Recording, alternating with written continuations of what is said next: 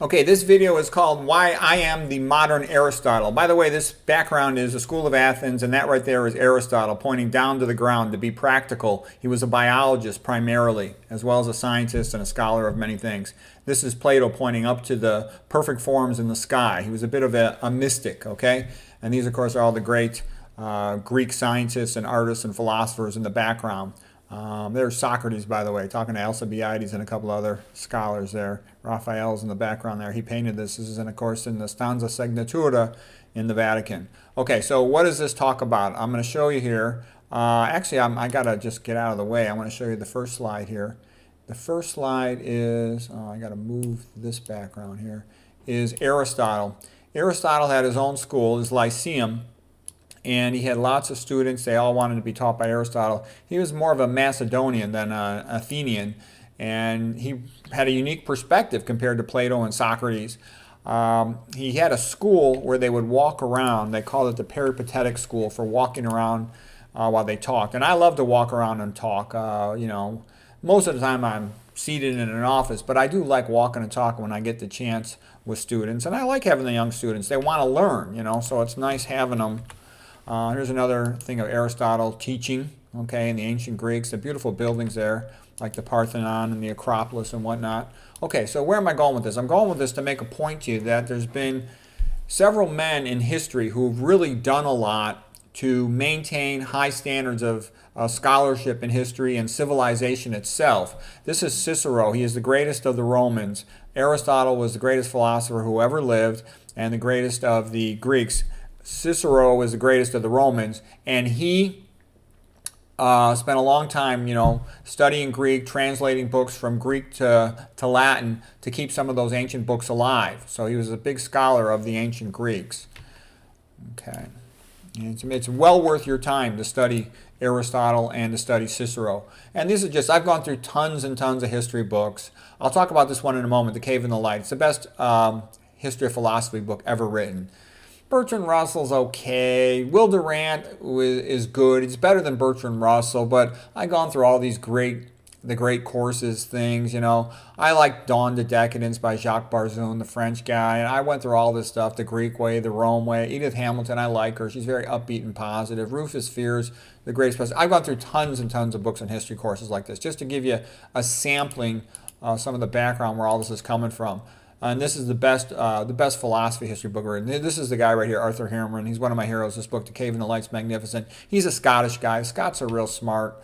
And they got a unique perspective, kind of a Celtic perspective that I can relate to, given that my father's from Ireland and I read all the Irish Celtic history there. Here's Boethius and the Consolation of Philosophy. So he was sort of the big scholar at the time of the fall of Rome.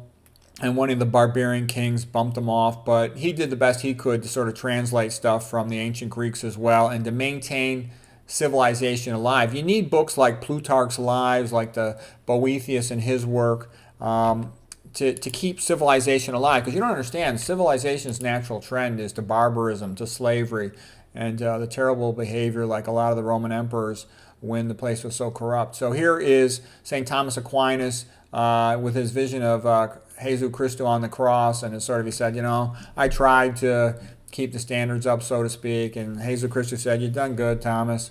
Okay, and what was great about Thomas Aquinas, he sort of unified perspectives on religion and reason, saying that, they go together. They should not be two separate things. And that perspective ushered in their great Italian Renaissance. It was magnificent, okay? And it comes from the Aquinas perspective, and that's really the Catholic perspective. Okay, and I love the fact the Irish were the leaders in preserving the civilization of the ancient Greeks and Romans. And this is one of the Irish monks, St. Columba, who built many monasteries and who translated many of the books into Gaelic and other language to keep these books alive. Because the buildings crumble, but the books can be preserved. The Iliad and the Odyssey from the ancient Greeks, and all the plays and the philosophic treatises like the Republic by Plato, and the great books of the Latins, all the work of Cicero and Horace and the other ones. Okay, so anyways, Irish. Thomas Cahill wrote this book, How the Irish Saved Civilization. St. Columba is a perfect example. He's a monk who was involved in saving lots of the manuscripts and translating them. Here's a picture of St. Columba in his study, translating books and illustrating them. Here's the Great Book of Kells, one of the most beautiful versions of the Bible. Okay, so what I'm saying is you need these people to keep civilization alive. I greatly admired people like Isaac Newton, who just would go work on his own, because the reality is most of the smart people, they're smart, but they're poor. Okay, they don't have any money. Nobody supports him. Nobody supports me. So you just have to go on your own and just do the best you can by yourself. Yeah, in a perfect world, there'd be some institution that supports good learning and scholarship and truth. But in reality, those places, they're very hard to find. For the most part, they barely exist, if they exist at all. And you just not, if you wait for somebody to help you, you're never going to get anything done. You just have to do stuff on your own. Here's Will Durant, and he was a good guy. He wrote these giant, big, thick volumes of history, and I read almost all of his books, and I enjoyed the one about the French. I enjoyed the one about the Renaissance, and I read a couple of his other books too. He's a little bit of a lightweight, but he's good. His heart's in the right place. He dropped out of seminary school, so at least he has a Christian perspective. But again, you learn a lot from these guys.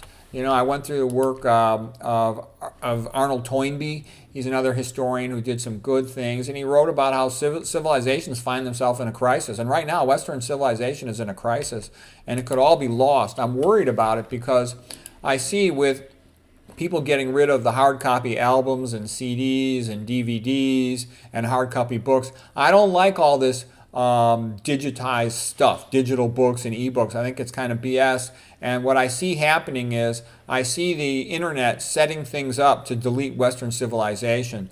The big rich people who own the world, this is one of the paintings by Thomas Cole. It's magnificent. Okay, the way a civilization rises up. You have the homesteaders, the family farmers. Then you get to the level like Greek civilization, Arcadia, and it's beautiful with an Acropolis, and this is Arcadia Pastoral Scene by Thomas Cole. Then you move to an architect getting a sense of beautiful cathedrals, of beautiful Greek-like buildings like the Parthenon and whatnot, that classical style of architecture. It's magnificent.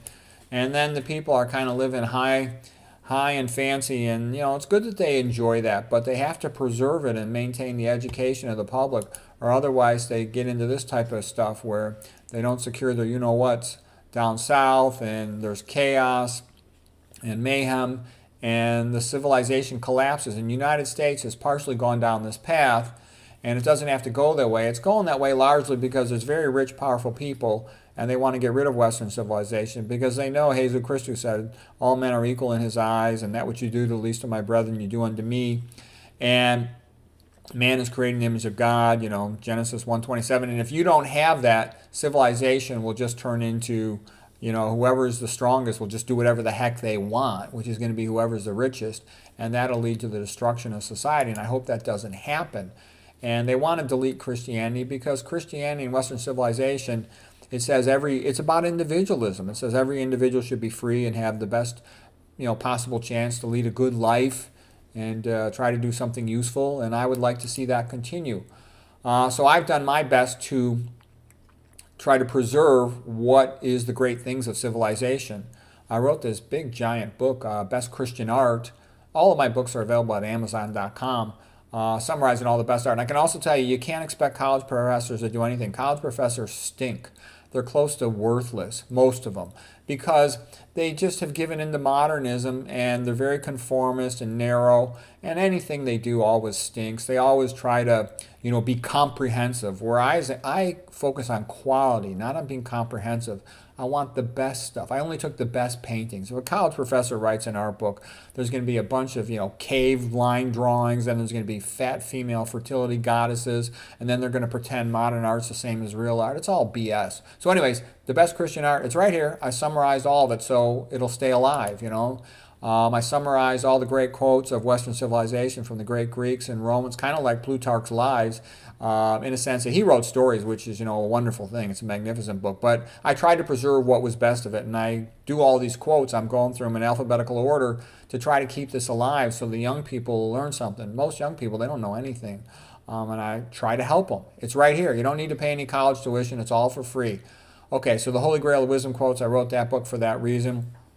I wanted to study how do you write and how do the classical speakers speak for the oratory, like the oratory schools of Cicero and Quintilian and the great Greeks, Demosthenes, and then also the writing technique. So I wrote this book, Rhyme, Rhetoric, and Logic. And it came out of the fact that when I first started writing books, I have a bunch of friends that are lawyers, and they started making fun of me that, my writing wasn't everything that it should be. And they write all day, every day, whereas I'm used to writing medical reports. And I'd written a couple of books before that. But anyways, that motivated me to go through everything. I went through hundreds and hundreds of books, essays, etc., on everything I could about how rhyme, rhetoric, and logic really work, as well as oratory.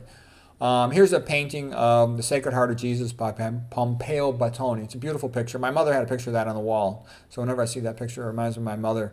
The intense Christianity of the Puerto Ricans, man. You want to talk about Bible thumping. They're not going to quote you in the Bible, but they know enough quotes in the Bible. But I don't know, it's a passionate, emotional Christianity. I loved it. My mom and my aunts, they were great. Pepita. Okay, and so here is, anyways, best Christian songs. And I wanted to summarize all this stuff because, again, I've seen a lot of good songs deleted off of the internet. They've been removed from YouTube, great Christian songs. And I have a feeling that that's kind of the plan of the rich people of the world who want to get rid of Christianity, is get rid of all the hard copy stuff and then just gradually just keep deleting stuff off the internet. And that's why everything was sort of set up against the Caucasian Christian man, because they see him as the obstacle to bringing back slavery.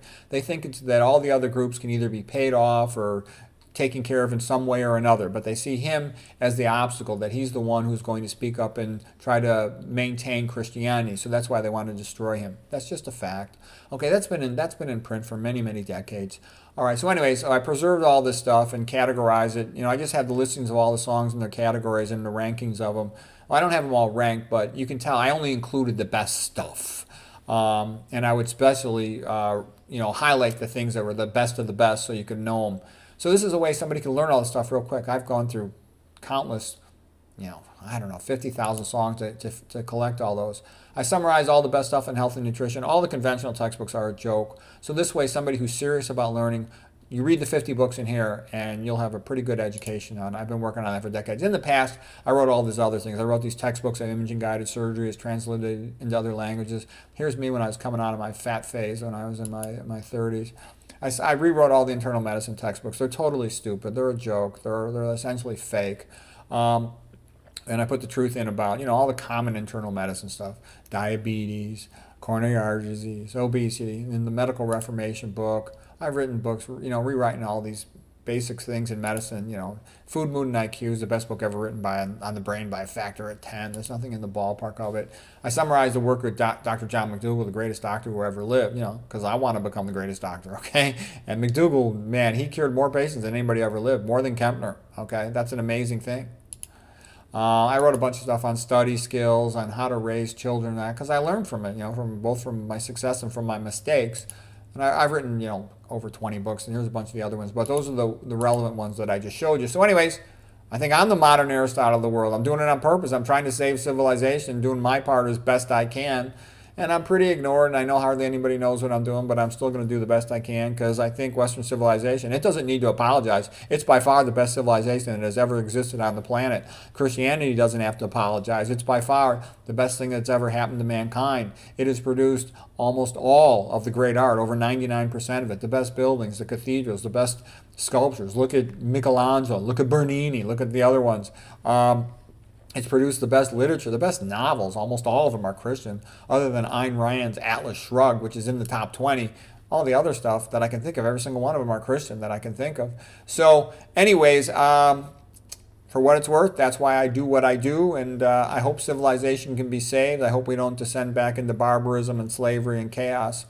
And there's hope that we won't, but, it's still not for sure. Hopefully civilization will be preserved. Hopefully Christianity, hopefully the idea that man is created in the image of God and he's not just like the other animals, he's more than a talking ape, and there's something special and part divine about him. And, that if we're nice to each other, everybody's better off, the positive ripple effect. So anyways, I hope that those things can be kept alive because they should be. They are what is best for mankind.